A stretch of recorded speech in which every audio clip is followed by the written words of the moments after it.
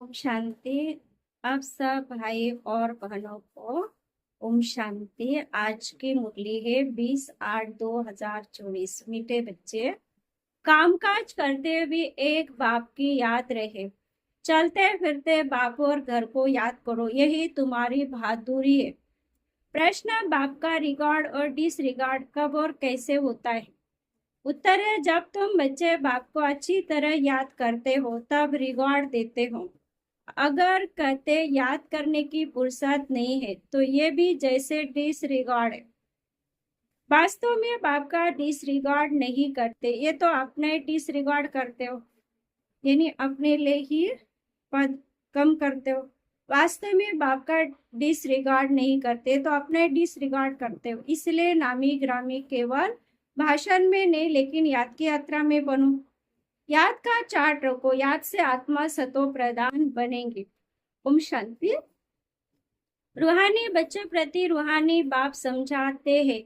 यह जो 84 के चक्र का ज्ञान समझाया जाता है, यह तो एक नॉलेज है जो तो हम बच्चों ने जन्म जन्मांतर पढ़ी है और धारण करते आए हैं। ये तो बिल्कुल सच है, ये कोई नई बात नहीं है। बाप बैठ समझाते हैं, सतयुग से लेकर कलयुग अंत तक तुमने कितने पुनर्जन्म लिए हैं, ये ज्ञान तो सहज रीति बुद्धि में है ही। ये भी एक पढ़ाई है। रचना के आदि मध्य अंत को समझना है। सब बाप के सिवा कोई समझा नहीं सकता। बाप कहते इस ज्ञान से भी उच्च बात है याद की यात्रा, जिसको योग कहा जाता है। योग अक्षर मशहूर है, परंतु यह है याद की यात्रा। जैसे मनुष्य यात्रा पर जाते हैं, कहीं फलाने तीर्थ यात्रा पर जाते हैं, श्रीनाथ या अमरनाथ जाते हैं, तो वह याद रहता है। अभी तुम जानते हो, रूहानी बाप तो बड़ी लंबी यात्रा सिखलाते हैं कि मुझे याद करो। उन यात्रा से तो फिर लौट आते हैं।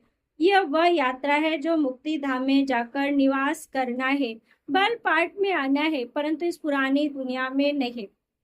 इस पुरानी दुनिया से तुमको वैराग्य है। ये तो चीची रावण राज्य है।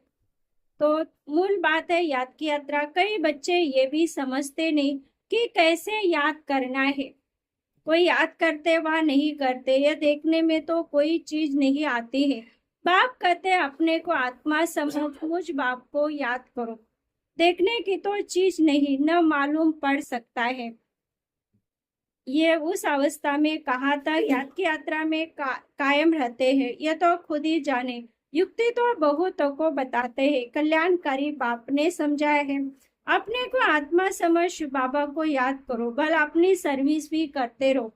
जैसे मिसाल पर बच्चे हैं, चक्कर लगाते रहते हैं, इनको याद में रहना तो बड़ा सहज है।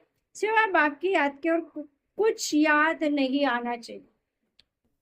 बाबा मिसाल दे बताते उस याद की यात्रा में आए। जैसे जैसे पादरी लोग जाते हैं, कितना साइलेंस में जाते हैं। तुम बच्चों को बड़ा प्रेम से बाप और घर को याद करना है। यह मंजिल बड़ी भारी है। भक्त लोग भी यही पुरुषार्थ करते रहते हैं, परंतु उनको ये पता नहीं कि हमको वापिस जाना है। वह तो समझते जब कलयुग पूरा होगा तब जाएंगे। उनको भी ऐसे सिखलाने वाला तो कोई नहीं है। तो बच्चों को तो सिखलाया जाता है, जैसे पढ़ा देते हो। तो एकांत में जितना बाप को याद करेंगे उतना अच्छा है। याद से पाप करते हैं जन्म जन्मांतर के। जन्म जन्मांतर के पाप सिर पर है तो पहले सतो प्रदान बनते हैं। याद से राम राज्य में भी पहले वह जाते हैं तो उनको भी सबसे जास्ती याद की यात्रा में रहना है। कल्प कल्प की बात है तो इनको याद की यात्रा में रहने का अच्छा चांस है। यहाँ तो कोई लड़ाई झगड़े की बात ही नहीं। आते जाते अथवा बैठे बैठते एक पंथ दो कार्य। आते जाते अथवा बैठते एक पंथ दो कार्य, यानी काम भी हो और बाबा को याद भी करो। पढ़ा भी तो बाप की याद भी करो। कर्म करते बाप को याद करते रहो। पहले पढ़ने वालों को तो सबसे जास्ती फायदा है, चाहे दिन को चाहे रात को जो पढ़ा देते हैं उन्हों के लिए बहुत फायदा है। अगर याद याद रहने की आदत पड़ जाए तो बाप ने सर्विस बहुत अच्छी दी है। पर और याद की यात्रा ये भी चांस मिलता है बाप की याद में रहने का। यह भिन्न भिन्न युक्तियां बताई जाती है याद की यात्रा में रहने की। यहाँ तुम जितना याद में रह सकेंगे उतना बाहर धंधे आदि में नहीं, इसलिए मधुबन में आते रिफ्रेश होने। एकांत में जाकर एक पहाड़ी पर बैठ याद की यात्रा में रहे, फिर एक जाए वह दो तीन जाए, यहाँ चांस बहुत अच्छा है। ये यही मुक्के है बाप की याद भारत का प्राचीन एवं मशहूर भी बहुत है। अभी तुम समझते हो इस याद की यात्रा से पाप कटते हैं, हम सतो प्रधान बन जाएंगे। तो इसमें पुरुषार्थ बहुत अच्छा करना है, बहादुरी तो इसमें है जो काम करते बाप को याद कर दिखलाओ। कर्म तो करना ही है क्योंकि तुम हो प्रवृत्ति मार्ग वाले, गृहस्थ व्यवहार में रहते धंधा आदि करते बुद्धि में बाप की याद रहे, इसमें तुम्हारी बहुत बहुत कमाई है। भला अभी कई बच्चों की बुद्धि में नहीं आता है, बाप कहते रहते चार्ट रखो, थोड़ा बहुत कोई सिखलाते हैं। बाप युक्तियां तो बहुत बताते हैं, बच्चे कहते हैं बाबा के पास जाए यहाँ बहुत कमाई कर सकते, एकांत बहुत अच्छे। बाप सम्मुख बैठ समझाते हैं मुझे याद करो तो पाप कर जाएंगे, क्योंकि जन्म जन्मांतर के पाप सिर पर है। विकार के लिए कितने झगड़े चलते हैं, विघ्न पड़ते हैं। कहते बाबा हमको पवित्र रहने नहीं देते। बाप कहते बच्चे तुम याद की यात्रा मेरा जन्म जन्मांतर के पाप जो सिर पर है वह उतारो, वह बोझा उतारो। घर बैठे शिव बाबा को याद करते रहो, याद तो कहाँ भी बैठ कर सकते हो, कहाँ भी रहते प्रैक्टिस करने, जो भी आए उनको भी पैगाम दो, यानी परिचय दो। बाप कहते हैं अपने को आत्मा समझ, बाप को याद करो। इनको योग बल कहा जाता है, बल माना ताकत शक्ति, बाप को सर्वशक्तिमान कहते हैं ना। तो वह शक्ति बाप से कैसे मिलेंगे, बाप खुद कहते हैं मुझे याद करो। तुम नीचे उतरते उतरते तमो प्रधान बन गए हो तो वह शक्ति बिल्कुल खत्म हो गई है, पाई की भी नहीं रही है। तुम्हारे में भी कोई है जो अच्छी रीति समझाते हैं, बाप को याद करो। बाप को याद करते हैं तो अपने से पूछना है हमारा चार्ट कैसे रहता है। बाप तो सब बच्चों को कहते हैं याद की यात्रा मुख्य है, याद से तुम्हारे पाप कटेंगे। बल कोई सावधान करने वाला भी नहीं हो तो भी बाप को याद कर सकते हो। बल विलायत में अकेले रहो तो भी याद में रह सकते हो। समझो कोई शादी किया हुआ स्त्री और कोई जगह है तो उनको लिख सकते, तुम एक बात सिर्फ याद करो, बाप को याद करो तो जन्म जन्मांतर के पाप भस्म हो जाएंगे। तुम एक बात बिना सामने खड़ा है, बाप युक्तियां तो बहुत अच्छी रीति समझाते रहते, फिर कोई करे ना करे उनकी मर्जी। बच्चे भी समझते होंगे बाप राय तो बहुत अच्छी देते हैं। हमारा काम है मित्र संबंधी आदि जो भी मिले हैं उनको सबको बाप का पैगाम देना, क्योंकि हम ब्राह्मणों का काम यही है। दोस्त हो या कोई भी हो, सर्विस का शौक होना चाहिए। तुम्हारे पास चित्र तो है, ब्याज भी है, ये बड़ी अच्छी चीज है। ब्याज किसको भी लक्ष्मी नारायण बना सकता है। त्रिमूर्ति के चित्र पर अच्छी तरह समझाना है, इनके ऊपर शिव है वो लोग त्रिमूर्ति बनाते हैं, ऊपर में शिव दिखाते हैं नहीं। शिव को न जानने के कारण भारत का बेड़ा डूबा हुआ है। अब शिव बाबा द्वारा ही भारत का बेड़ा पार होता है।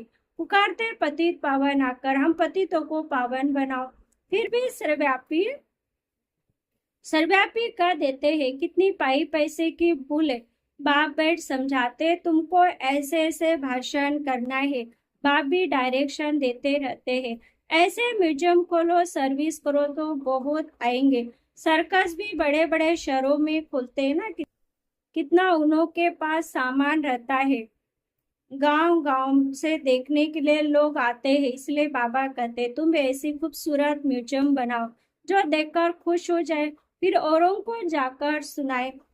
ये भी समझाते हैं जो कुछ सर्विस होती है कल्प पहले मिसल होती है, परंतु सतो प्रधान बनने का होना बहुत रखना है। इसी में बच्चे गफलत करते हैं। माया विघ्न भी इस याद की यात्रा में डालती है, अपने दिल से पूछना है। इतना हमको शौक है, मेहनत करते हैं, ज्ञान तो कॉमन बात है। बाप बिगड़ 84 का चक्र कोई समझा न सके। बाकी याद की यात्रा मुख्य पिछाड़ी में कोई भी याद ना आए सिवाय एक बाप के। डायरेक्शन तो बाप पूरे देते रहते हैं। मुख्य बात है याद करने की। तुम कोई को समझा सकते हो, भल कोई भी हो, तुम सिर्फ ब्याज पर समझाओ। और कोई के पास ऐसे अर्ध सहित मॉडल नहीं होते हैं।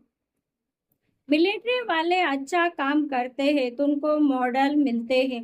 राय साहेब का मॉडल सब देखेंगे। इनको वाइसराय से टाइटल मिला है, आगे वाइसराय होते थे। अभी तो उनके पास कोई पावर नहीं। अभी तो कितने झगड़े लगे पड़े हैं। मनुष्य बहुत हो गए हैं तो उनके लिए जमीन चाहिए शहरों में। अभी बाबा स्वर्ण की स्थापना कर रहे। इतने सब खलास हो, बाकी इतने थोड़े जाकर रहेंगे। जमीन ढेर होगी, वहां तो सब कुछ नया होगा। उस नई दुनिया में चलने के लिए फिर अच्छी रीति पुरुषार्थ करना है। हर एक को मनुष्य पुरुष हर एक मनुष्य पुरुषार्थ करते बहुत उच्च पद पाने का। कोई पूरा पुरुषार्थ नहीं करते तो समझते हैं नापास हो जाएंगे। खुद भी समझते हम फेल हो जाएंगे, फिर पढ़ाई आदि को छोड़कर नौकरी में लग जाते हैं। आजकल तो नौकरी में भी बहुत कड़े कायदे निकलते रहते हैं। मनुष्य बहुत दुखी है।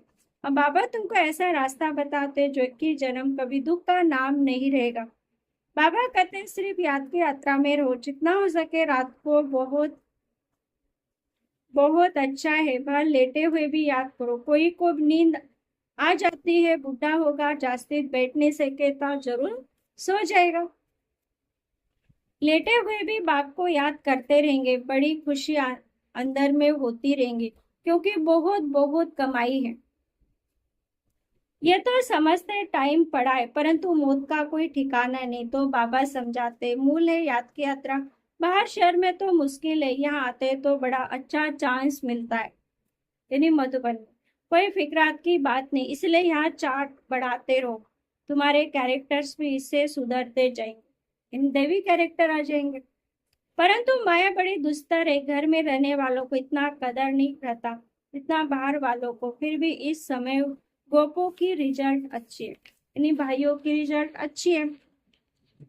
कई बच्चियां लिखती है शादी के लिए बहुत तंग करते, क्या करें। जो मजबूत सेंसिबल बच्चा होगी वह कभी ऐसे लिखेंगे नहीं। लिखती है तो बाबा समझ जाते हैं रीढ़ बकरी है। यह तो अपने हाथ में है जीवन को बचाना। इस दुनिया में अनेक प्रकार के दुख है, बाबा तो सच बताते हैं। तुम बच्चे तो महान भाग्यशाली जो आकर साहेबजादे बने हो। बाप कितना ऊंच बनाते हैं, फिर भी तुम बाप को गाली देते हो। सो भी कच्ची गाली, इतने तमो प्रधान बने हो जो बात मत पूछो। इनसे जास्ती और क्या सहन करेंगे। कहते ना जास्ती तंग करेंगे तो खत्म कर देंगे। तो ये बाप बैठ समझाते, शास्त्रों में तो कहानियां लिख दी है। बाबा युक्तियां तो बहुत सच बताते हैं। कर्म करते हुए याद करो, इसमें बहुत बहुत फायदा है। सवेरे अगर याद में बैठो बहुत मजा आएगा। परंतु इतना शौक नहीं। टीचर स्टूडेंट की जलन से समझ जाते हैं ये फेल हो जाएंगे। बाप भी समझते फेल हो जाएंगे, सो भी कल्पांतर के लिए। बहर भाषण में तो बहुत होशियार है, प्रदर्शनी भी समझा लेते हैं, परंतु याद नहीं, इसमें फेल हो पड़ते हैं।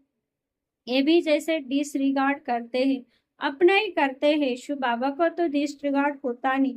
ऐसे कोई कर न सके कि हमको फुर्सत ही नहीं याद करने की। बाबा मानेंगे नहीं। स्नान पर भी याद कर सकते हो। भोजन करते समय बाप को याद करो, इसे बहुत बहुत कमाई है। कई बच्चे सिर्फ भाषण में नामी ग्रामी है, योग है नहीं। वो अहंकार भी गिरा देता है, क्योंकि हम तो ज्ञान सुनाने वाले, तो अहंकार भी गिरा देता है। योग हो है ही नहीं। अच्छा मीठे मीठे सिकलेदी बच्चों प्रति माता पिता बाप दादा का याद प्यार और गुड मॉर्निंग।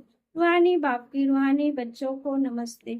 हम रूहानी बच्चों की रूहानी माता पिता बाप दादा को याद प्यार गुड मॉर्निंग और नमस्ते नमस्ते नमस्ते।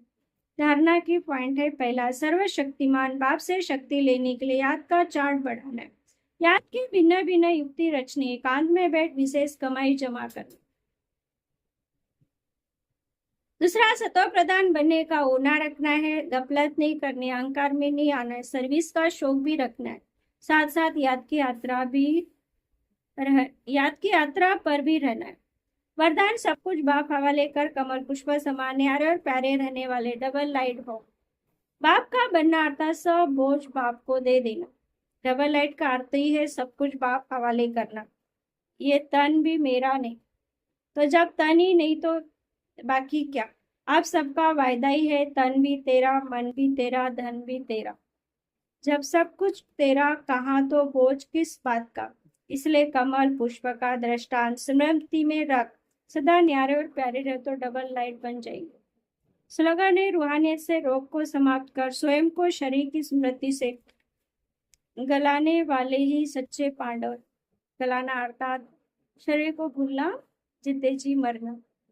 अब मुझे मर गई तुम, इस स्मृति से रहना न्यारा और प्यारा, तभी हम